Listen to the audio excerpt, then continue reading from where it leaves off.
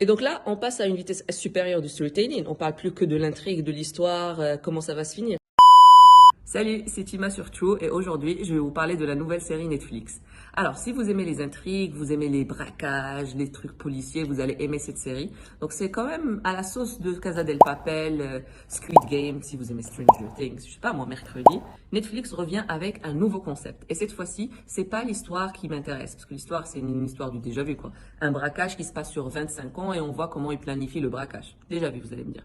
Mais c'est l'expérience que Netflix nous propose. Alors, c'est 8 épisodes. Chaque épisode porte le nom d'une couleur, donc vert, bleu, jaune, etc. Et chacun des abonnés va avoir une proposition Netflix pour commencer dans un ordre prédéfini par Netflix. Donc moi, quand j'ai ouvert la série, on m'a proposé de commencer par l'épisode Green. Chacun de vous va être amené à commencer par un épisode différent.